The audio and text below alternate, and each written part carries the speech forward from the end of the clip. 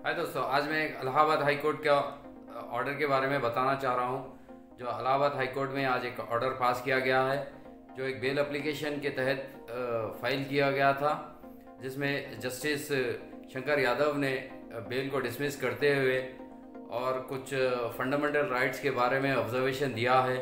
तो ये bail application file की गई थी एक्यूज की तरफ से। जो बेल पिटीशन नंबर है 22400 of 2021, offense under section 379 of IPC and 3, 5 and 8 prevention of cow slaughter acts के तहत जिसे जस्टिस ने डिसमिस किया है। और ग्राउंड ये बताया गया है कि अक्यूज जो है पहले से ही इस तरह के ऑफेंसेस कर चुका है जो काउ स्लॉटरिंग के बारे में था। और उन्होंने ये भी ऑब्जर्व किया है कि पहले तो गाय चोरी की जाती है, फिर उसे काट कर गोश्त रख लिया जाता है। ये ऑब्जर्वेशन देते हुए बेल एप्लीकेशन को डिसमिस किया है।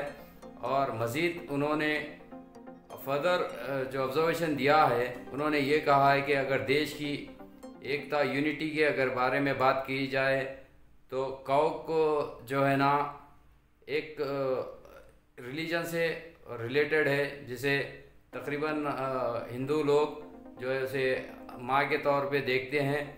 तो इस तरह के अगर स्लॉटरिंग होती रही तो देश की यूनिटी नहीं रहेगी। और उन्होंने मज़ीद ये भी कहा है, जब अंग्रेज़ हिंदुस्तान में कब्ज़ा करने आए थे उसकी वजह यही थी कि हिंदुस्तान में यूनिटी नहीं थी। तो अगर जब तक यूनिटी नहीं रहेगी तो हिंदुस्तान में जो है इस तरह के अंग्रेज़ आएंगे और हमें ग़ुलाम बना देंगे। इनका ये ऑब्जर्वेशन था। और मज़ीद उन्होंने अपने ऑर्डर में ये भी ऑब्ज़र्व किया है कि मुग़लों के दौर पे भी जो है बाबर और हुमायूं, अकबर बादशाह ने भी जो है ना जब कभी भी गाय को कोई भी काटता है तो उनके ऊपर जो है कार्रवाई की जाती है। जस्टिस ने फर्दर अपने ऑर्डर में ऑब्जर्वेशन ये भी किया है कि मैसूर के सुल्तान हैदर अली ने भी काउ स्लॉटरिंग के बारे में एक एक्ट निकाला था। जब कभी भी काउ स्लॉटरिंग होती थी उनके ऊपर एक्शन लिए जाते थे।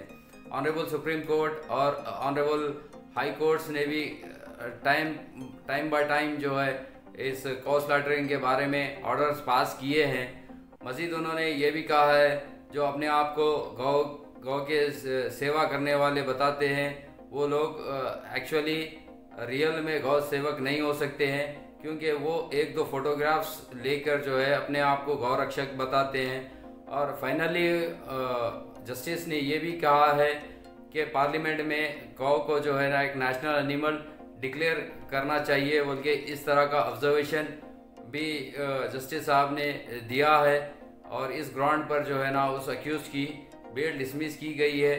लिहाजा उनका मानना ये है कि किसी रिलीजन को भी जो है ना किसी तरह का भी हर्ट ना हो और हिंदुस्तान में यूनिटी बरकरार रहे।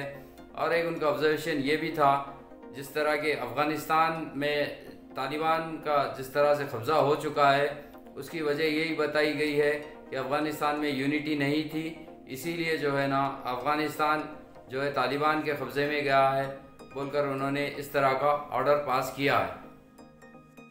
इस वीडियो बनाने का एक ही मकसद है, किसी के भी जो है ना किसी के भी सेंटिमेंट को हर्ट करने का नहीं है ये वीडियो बनाने का मकसद।